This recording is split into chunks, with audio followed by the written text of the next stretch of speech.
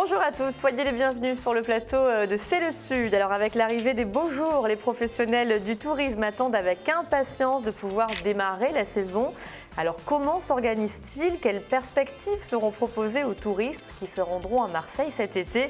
Eh bien nous allons tenter d'y voir plus clair avec notre invité Marc Thépaut. Bonjour. Bonjour. Et bienvenue sur ce plateau. Merci. Vous êtes le président de l'Office de tourisme de Marseille, mais vous êtes également représentant de l'UMI, l'Union des métiers de l'industrie et de l'hôtellerie.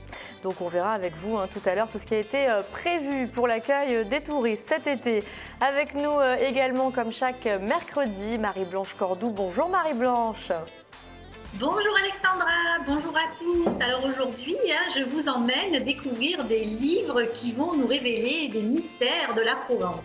Oui, oh là là, des faits mystérieux qui ont été relevés en Provence. Donc on verra ça avec vous dans quelques petites minutes avec votre sélection de la semaine. Et puis Aurélie qui nous fait voyager chaque semaine, alors généralement sur le territoire, mais comme elle ne peut pas trop se déplacer en ce moment, eh bien elle a décidé, Aurélie, de nous emmener loin, loin, loin justement pour qu'on s'évade un petit peu puisque les voyages ne sont pas permis en ce moment. Direction l'Inde, n'est-ce pas Aurélie ? C'est ça, moi je voulais vous emmener dans un endroit un petit peu exotique et puis vous faire toucher un petit peu du doigt la chaleur, la générosité, les couleurs du Rajasthan. Merci, oui, bonne idée, n'est-ce pas Marc Thépaut, l'Inde, oui, ça vous tente? excellent, oui. Bon. Oui. Mais... Je suis jamais allé encore. Ah ben moi non plus, tiens, comme ça on verra des images avec Aurélie. Mais en attendant, on va quand même rester à Marseille, puisque je le disais à l'instant, la saison touristique se prépare ici. Dans quel état d'esprit se trouvent les professionnels du tourisme en ce moment?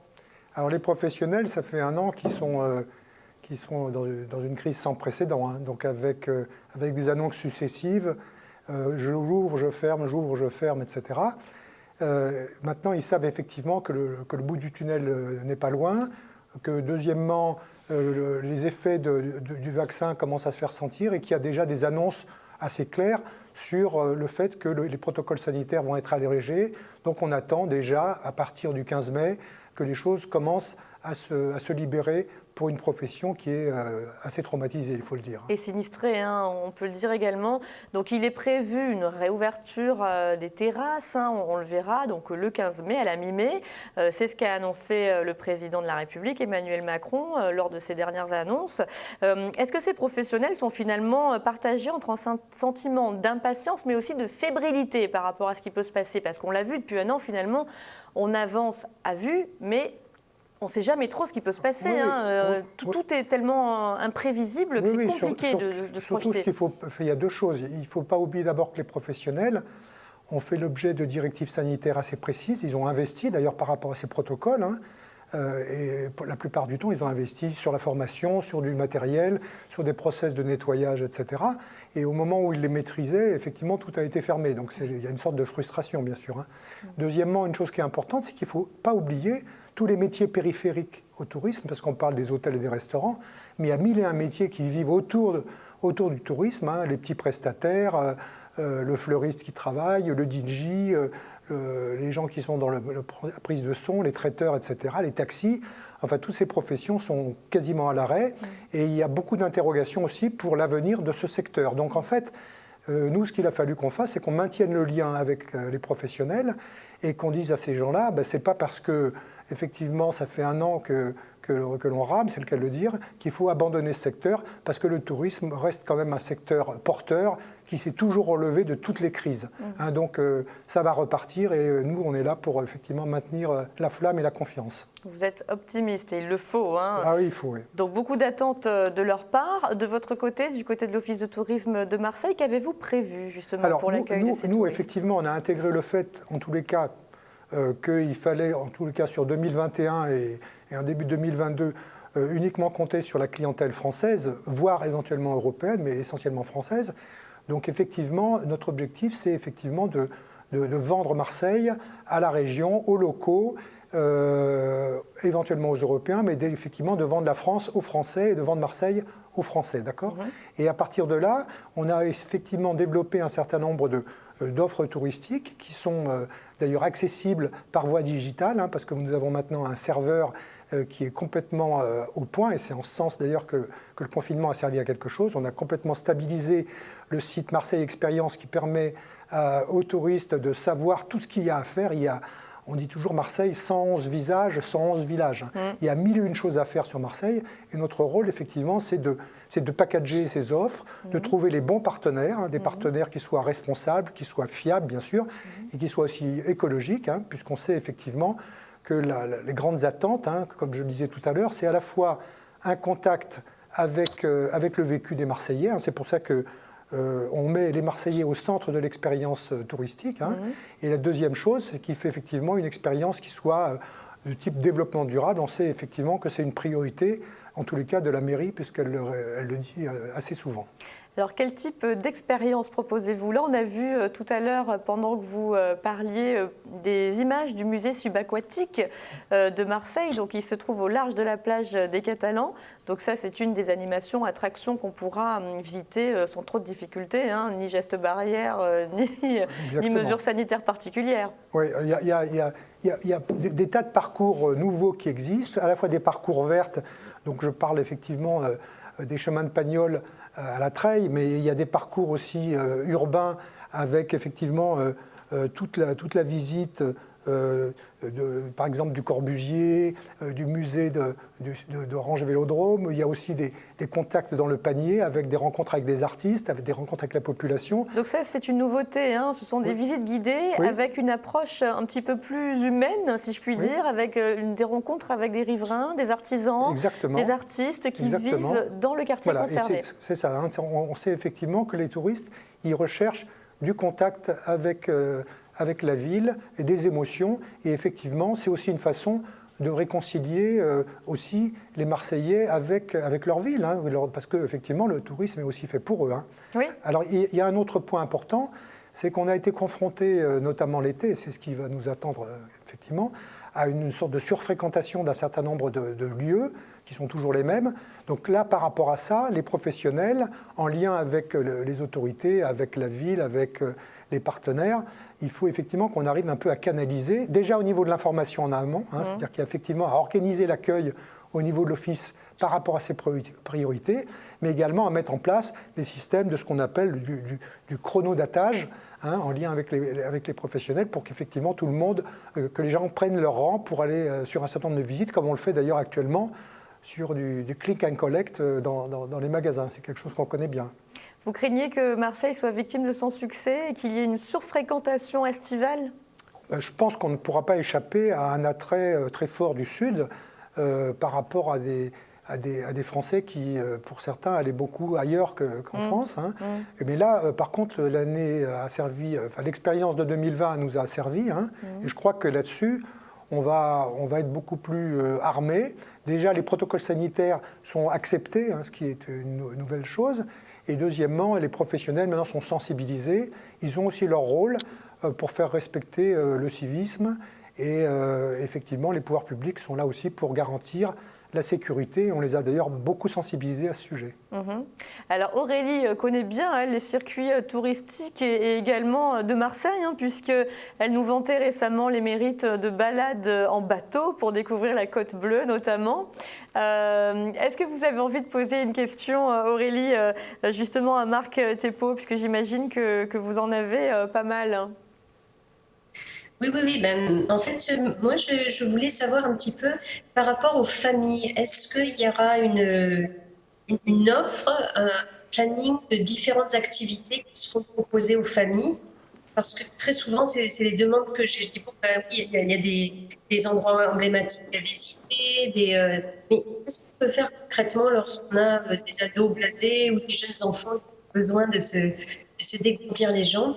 Alors, je voulais savoir s'il y aurait une offre proposée pour les familles, par exemple, cet été. Alors, effectivement, je ne vais pas rentrer dans le détail de tous les produits, il y en a énormément, mais effectivement, nous, la composante familiale, elle est centrale, hein, dans notre offre.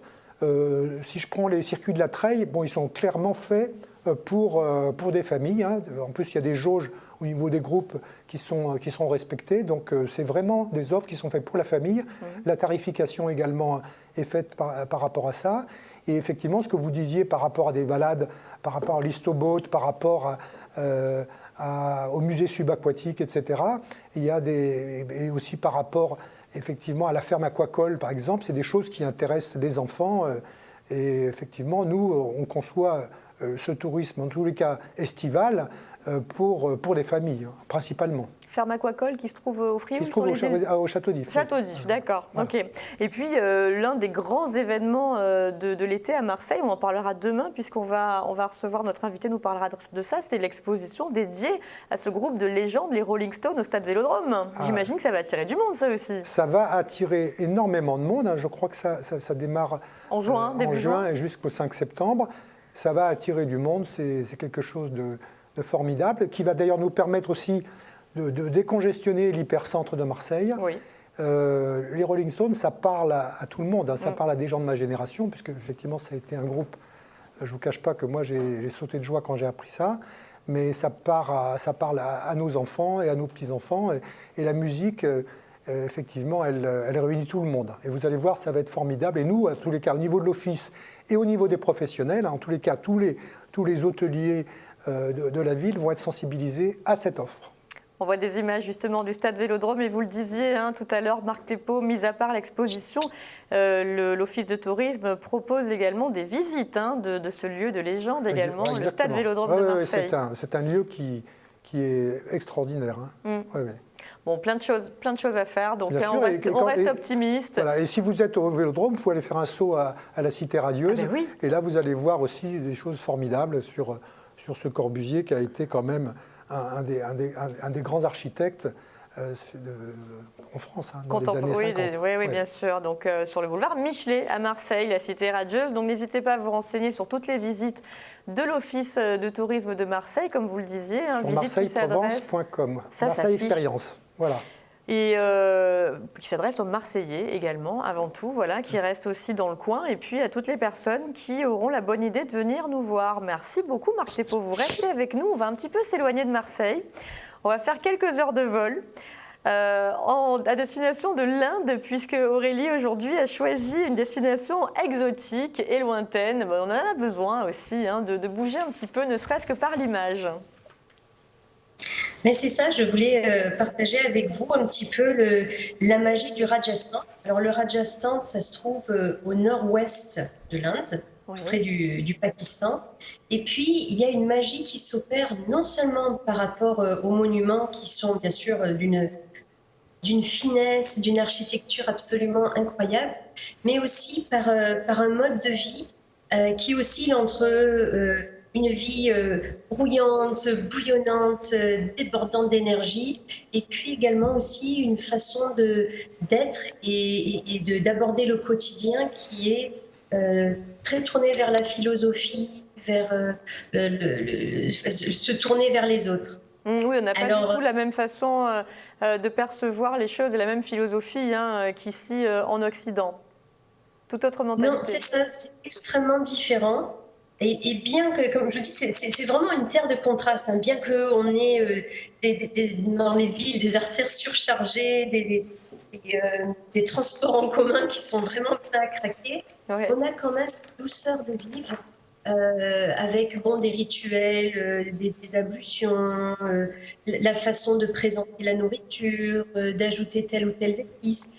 Il y a une sorte de prise de temps et d'écoute aussi vers les autres. Je me rappelle toujours à Delhi, j'ai eu la possibilité de participer une fois par semaine. On a une partie de la population, les Sikhs, qui se disent nous, on va cuisiner pour une grande partie de la population. C'est-à-dire qu'on va ouvrir notre monument de recueillement de prières à tous. Et ceux qui n'ont pas la possibilité de manger, on leur fera une galette de pain, de maïs, et on leur fera le repas. Puis j'ai trouvé ça merveilleux, parce qu'on travaille des heures, puis petits, adultes, personnes âgées, font ça. Oui, il y a une vraie Et- générosité en fait. Hein. Donc la population cuisine pour ceux qui sont dans le besoin, pour les plus démunis, une fois par semaine, vous le disiez. Je me permets de répéter ce que vous dites, Aurélie, parce que la connexion par moment n'est pas très bonne. Du coup, voilà, on vous entend, mais il y a des petites interférences. Donc ce sont certainement les images qu'on est en train de voir là avec cette réalisation collective de pain. C'est ça, c'est quelque chose d'absolument grandiose de voir cet élan de solidarité et tout est tourné, enfin, alors, que ce soit pour la population ou même dans les familles, on voit dans la façon de s'occuper des enfants, dans la façon de cuisiner, dans la façon de s'apprêter. Il y a pas de je m'en foutisme, il n'y a pas de on fait les choses vite. Il y aura toujours une belle façon de présenter le meilleur de soi, un certain degré de raffinement. Alors j'ai trouvé ça extrêmement touchant, alors que bon, ben, on a quand même pas mal de pauvreté en Inde, mais on a cette proximité, voilà, je ne peux pas me faire coiffer, eh bien il y aura un monsieur dans la rue qui, avec son couteau, ses ciseaux, va vous faire la barbe, va vous recoiffer les cheveux, on va vous tresser un collier de fleurs, puis je trouve ça vraiment très très beau. Oui, finalement, c'est ça qui est fascinant, c'est que malgré le nombre de populations vraiment impressionnante, eh bien, il y a une réelle entraide et les gens se considèrent les uns les autres malgré le fait que ce soit surpeuplé l'Inde. C'est ça qui est beau. Ouais. Alors, mais en tout cas, c'est ma perception. Alors, bon, je ne vous dirais pas que tout est comme ça aussi, parce que bon, bah, y a une espèce aussi de loi de la jungle où il faut s'en sortir. Donc, bon, oui, il faut aller vite. Mais il y aura toujours, je pense, dans cette espèce de philosophie, une attention portée à l'autre, que ce soit en se présentant soi, propre, toujours, bien habillé, toujours un sourire, ou dans les gestes. Voilà. Alors j'ai trouvé ça très très beau, et puis ça juxtaposé avec des monuments absolument magnifiques, avec l'emblématique Taj Mahal, oui, qu'on a vu palais tout à l'heure, le palais des vents. Vraiment, c'est une plongée dans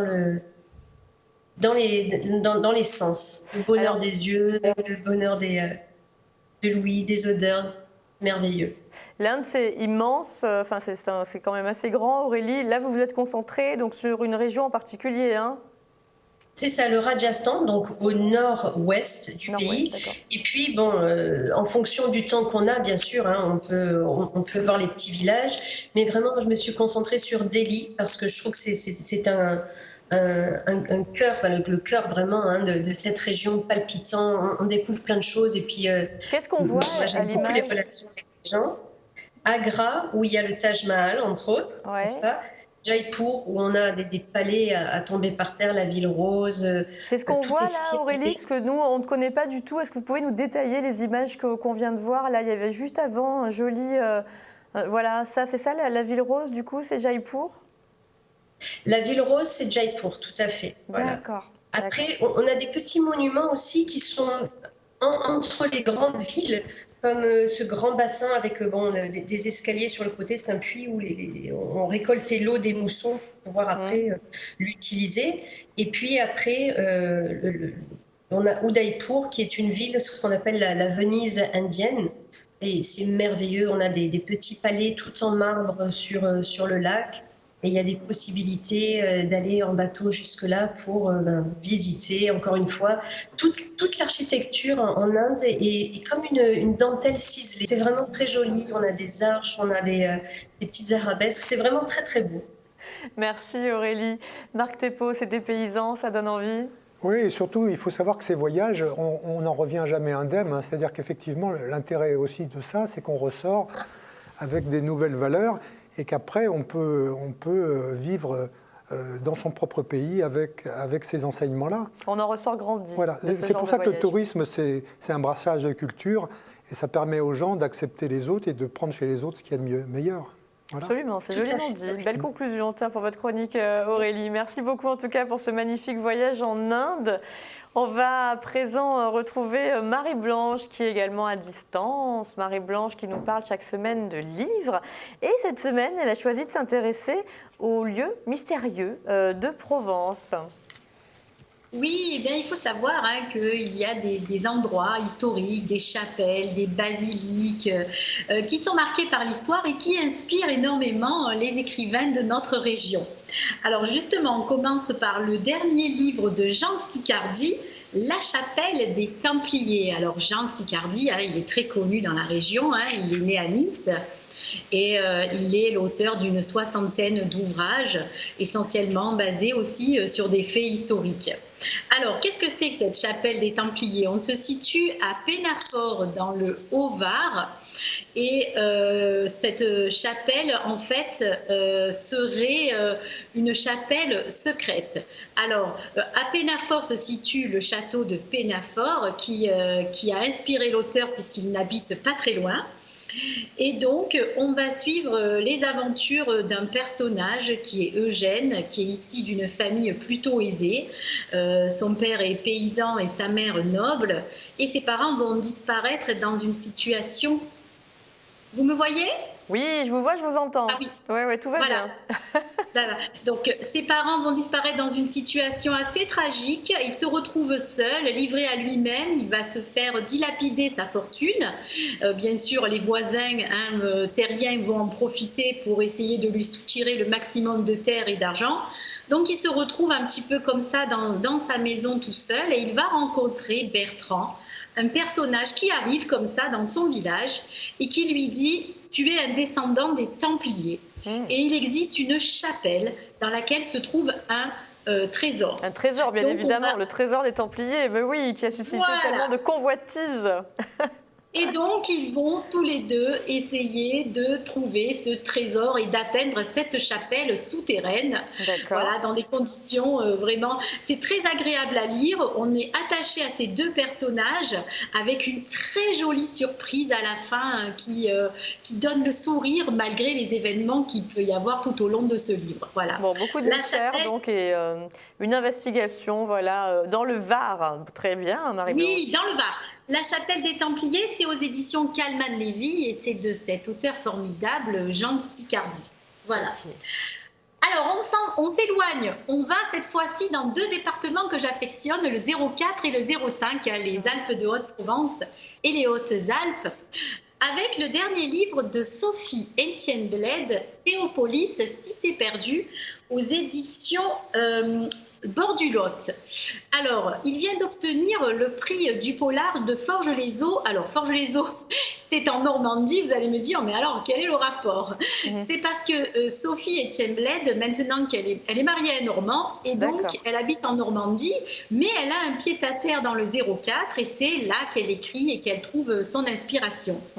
Alors, on se situe à Sisteron, enfin, quelques kilomètres avant, à Saint-Geniez, où il existe une pierre gravée qui date du 5e siècle, qui a été gravée par Claudius Dardanus, qui était un préfet du prétoire gaulois, et qui écrit sur cette pierre, en latin bien évidemment, qu'il aurait existé une cité des dieux, Théopolis. Alors, personne ne l'a jamais trouvée. On se pose la question si elle a existé vraiment ou si c'était un simple château. Voilà. Donc, tout le mystère toute l'intrigue de ce livre va tourner autour de cette pierre qui existe. Et donc, on va suivre deux meurtres. Le premier commence à l'Argentière-la-Bessée dans les anciennes mines d'argent. Et le second se situe à Mont-Dauphin. Alors, ils sont géographiquement très éloignés, mais ils sont réunis par quelque chose que vous allez découvrir dans ce livre et qui tourne autour de cette pierre écrite. Voilà. Donc, c'est vraiment une très belle intrigue. Nous suivons Véronique, une policière de Sisteron, et son acolyte Gapancé Xavier, qui vont essayer de mener une enquête. Et Véronique est étroitement aussi liée à ce mystère. Donc, je vous invite à le lire. Théopolis, Cité perdue, de Sophie Etienne Bled aux éditions Bord du Lot. Parfait, voilà. Marie-Blanche. Dernier livre et après, je demanderai à notre invité lequel il le tente le plus. Hein. Mais encore un, donc. Oui, alors oui, vous avez eu le plaisir de recevoir cet auteur, Alexandra, il y a quelques semaines, Bruno Carpentier. Mais je trouvais intéressant d'en reparler puisque il lui aussi est fondé sur un mystère de notre région. Et il se situe à Saint-Maximin, puisqu'il s'appelle La crypte de Saint-Maximin, donc de Bruno Carpentier, aux éditions D'un autre ailleurs. Et donc là, comme le titre l'indique, nous sommes dans la basilique de Saint-Maximin, hein, qui renferme les reliques de Marie-Madeleine. Et donc toute l'intrigue policière va se tourner autour de ces reliques. Nous commençons le roman par une mort sauvage d'une vieille dame. Marie-Blanche, on a terminé malheureusement. Il faudra le lire, ce livre. En gros, c'est toute une intrigue autour d'un meurtre au départ, et tout se situe dans la crypte de Saint-Maximin, dans le Var, tout près de chez nous. Lequel vous choisissez, Marc Thépaut? Peut-être le dernier. Hein. Allez, le dernier, la crypte de Saint-Maximin. Très bien. Merci les filles pour vos interventions. Merci beaucoup, Marc Thépaut, d'être venu nous voir sur ce plateau. C'est un plaisir. Demain, on se retrouve justement pour parler de cette exposition que nous avons évoquée, celle dédiée aux Rolling Stones, donc prévue cet été au Stade Vélodrome de Marseille. Et puis, Catherine Fructus sera également avec nous avec ses astuces et quelques idées de balades proposées par Marianne Morizot. Merci de nous avoir suivis. On vous embrasse, portez-vous bien et on vous dit à demain, bien sûr. Merci. Merci.